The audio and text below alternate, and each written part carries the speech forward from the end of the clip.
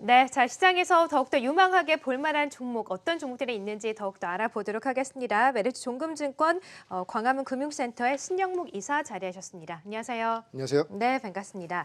자, 오늘은 또 어떤 종목을 가지고 오셨는지 상당히 궁금합니다. 이제 미국 대통령도 결정이 되고 또 백신 이야기도 나오니까 시장의 환경이 조금씩 변화하는 것 같거든요. 좀 어떤 종목을 유망하게 보고 계세요? 이제 네. 다들 그린 뉴딜에 많이 집중되어 그렇죠. 계신 것 같은데 네. 포스코 케미칼 가지고 나왔습니다. 포스코 케미칼, 네. 뭐 다들 아시겠지만 지난주 금요일 날 이제 유상증자 네, 맞아요. 네, 네. 그 증설을 위한 유상증자 1조 정도를 이제 발표를 했고요. 뭐 이번 증자는 굉장히 좀 중장기적인 성장 모멘텀으로서 굉장히 좋은 이슈다. 특히 이제 유상증자 얘기하면 일단 기분부터가 일단 안 좋지 않습니까? 네. 주주 배정하면은 특히 이제 그쵸. 3자 배정이 아니라고 한다면 네. 그렇지만 지금 이번에 포스코 케미칼의 어떤 이런 그 증설을 위한 일단 증자 같은 경우에 총 1조 정도 그 자금 조달하는데 그 중에 한 7천억 정도를 증설을 위해서 쓰는 거거든요. 해외 공장을 포함해서 특히 이제 양극재, NC MA 쪽에 이제 투자가 이제 본격적으로 이루어지는 것이고 포스코 케미칼 같은 경우에는 뭐 음극재로만 좀 잘 알려져 있지만 양극재 쪽까지 이제 간다는 것은 그만큼 이 시장의 어떤 성장이 생각보다 굉장히 빠르게 간다. 특히 이제 바이든의 어떤 당선으로 인해서 네. 어떤 그린 뉴딜에 대한 어떤 글로벌한 어떤 이런 공조가 굉장히 좀 가파르게 좀 이루어질 수 있다고 보고 있고요.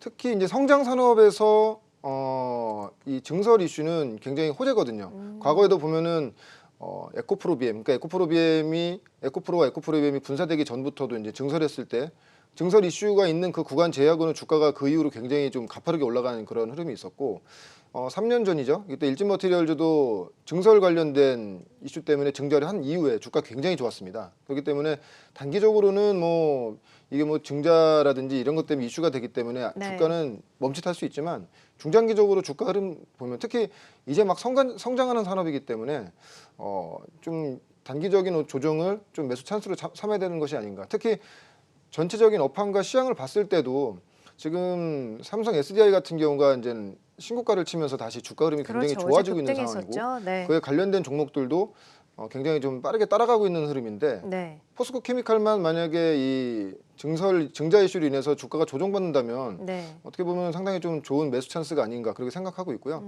아직 먼 얘기긴 하지만은 이번 증자로 인해서 한 10년 후에 양극재, 음극재를 포함해서 한 글로벌 MS를 한 15%에서 20% 정도로 가져가겠다는 아주 큰 그런 포부를 밝힌 거기 때문에 단기적인 이런 이슈로 인한 주가 조정은 업황 자체가 좋기 때문에 네. 좀 매수 기회로 삼는 것이 어떻게 보면 좀 주식들이 신재생 에너지 관련된 주식들이 지금 많이 오른 상태에서 네. 올라가 있는 대장주를 따라가기 부담되신다고 그러니까 하면은 이 포스코 케미칼은 좀 덜 올랐네요. 예, 아무래도 네. 이제 어제도 굉장히 분위기 좋았지만 근데 증자 이제 1조 정도의 증자면 시가총액이 5조인데 1조 정도의 증자면 너무 굉장히 부담되는 거 많이 아닐까요? 좀 네. 많이 부담되죠. 근데 예. 대개 만약 이런 것이 정말 부담된다면 주가에 나타나거든요. 네. 대개 보면 한 하락 범위가 한 10% 내외 정도로 빠지는데 어제 굉장히 견조했어요. 그렇게 된다고 한다면은 업황 자체가 지금 좋은 흐름으로 끌고 가는 거기 때문에 당연히 좋아질 수 있는 그런 국면으로 가지 않겠는가. 그래서 어제 기관의 수급 사항도 보면은 이런 증자 이슈를 굉장히 안 좋아하면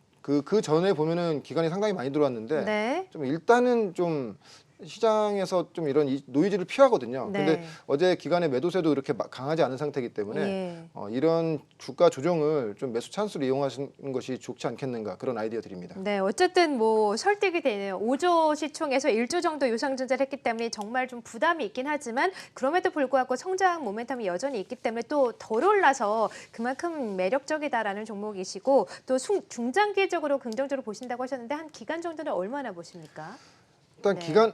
가장 중요한 건 업황이죠. 근데 네. 지금 전기차 점유율이 글로벌 점유율이 지금 한 3%에서 4%, 5%로 좀 빠르게 올라오고 네. 있는 상태이기 때문에 이거는 좀 아주 뭐 길게 보실 게 아니라요. 이 업황과 같이 삼성 SDI나 뭐 SK 이노베이션이라든지 LG화학 같은 대장 종목군들과 같이 보시는 게 좋을 것 같습니다. 네, 자 포스코 케미칼 첫 번째 종목으로 또 소개를 해주셨습니다. 여러 가지 최근에 이슈가 있었지만 그럼에도 불구하고 증설 이슈로 인해서 좀 매력적인 종목이다. 저평가되어 있기 때문에 담아가 보자라고 하셨고 두 번째 종목은 이 반도체 종목을 가지고 오셨습니다. 예, 네. 대덕전자입니다. 예, 예.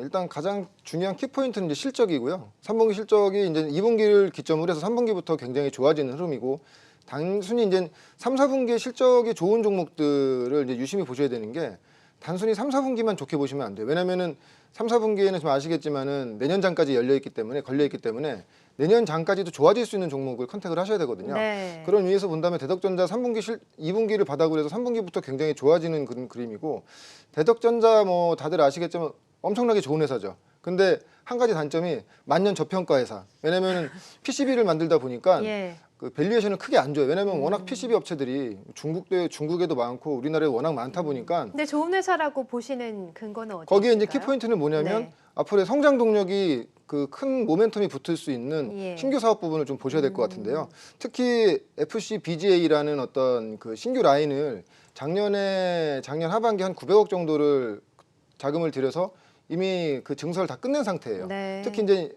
그동안에 대덕전자가 굉장히 좀 저평가받았던 가장 큰 이유가 그 패키징 산업 부분에서 하이엔드 쪽으로 가지 못하고 항상 미드엔드나 로우엔드 쪽에서만 그 계속 매출과 실적을 내다 보니까 안정성은 있는데 뭔가 포텐셜이 없는 종목이었다면, 앞으로는 이제 하이엔드급의 어떤 이 패키징 사업을 하면서 네. 실적이 굉장히 좋아지는 그림. 그래서 올해 실적을 보면은 올해 예상된 매출이 9,300억에 영업이익이 한 460억 정도를 보는데, 내년에는 한 1조 1,000억에서 한 예상 영업이익 기준 예상 실적이 750억 정도를 보거든요. 그러니까 매출은 한 10% 정도가 좀 불어나는데 영업이익 자체는 지금 한 70에서 한 80% 정도가 지금 개선 효과가 나오는 그런 네. 상태고요. 네. 특히 최근에 좀 한 가지 더 단기적인 호재가 있다고 한다면은 글로벌 세계 3대 PCB 업체인데 대만의 유니마이크로로지라는 회사가 거기 화재가 났습니다. 예. 근데 좀 공장이 지금 가동이 중단될 정도로 굉장히 큰 화재고, 좀 장기적으로는 1년 이상을 지금 이 공장을 지금 셧다운해야 되는 그런 상태까지 왔거든요.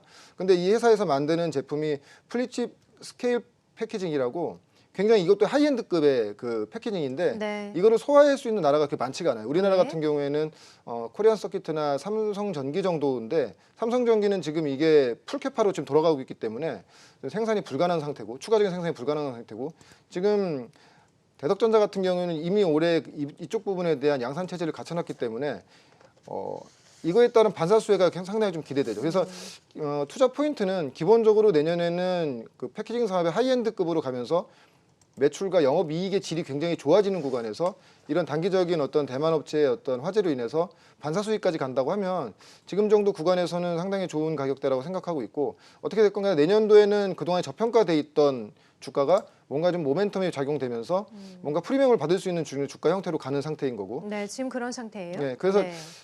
지난주 이제 수급이 상당히 좀 약간 특징적인 게 네. 지난주 금요일에 한 기간이 한 50만 주 정도가 지난주 금요일에 거래량이 많이 서졌네요. 그 전에는 한 8만 주에서 9만 주 거래량 기간이 들어왔고, 예. 그때 들어왔던 기간에 이제 거래량이 그거죠. 그 대만의 이제 그 경쟁사가 화재가 나면서 네. 이것이 단기성이 아니라 좀 중장기적으로 굉장히 호재가 될 수 있다는 어떤 그런 것을 기관에서 먼저 확인하고 기관에 매수세가 들어온 것 같고요. 네. 그래서 지금 정도 구간이면은 저평가인 상태에서 내년도의 어떤 모멘텀, 단기적인 어떤 경쟁사의 화재 모멘텀 이런까지 본다고 하면 좀 상당히 좀 지금 구간에서는 좀 부담 없이 연말 내년 장 초반까지 가져갈 수 있는 종목이라고 보고 있고, 반도체 업황도 긍정적으로 보고 계세요? 예, 반도체 네. 업황도 전체적으로 긍정적이고, 이건 대덕전자 같은 경우에는 PCB 쪽이기 때문에 네. 물론 반도체 업황과도 굉장히 밀접하게 연관돼 있지만 지금 신규 사업 부분 자체가 자율주행이나 데이터 센터, AI 뭐 이런 쪽에도 많이 연관돼 있기 때문에 어떤 그 성장 동력이 상당히 지금 앞으로 향후 성장 동력이 상당히 좋은 그런 구간이라고 보고 있습니다.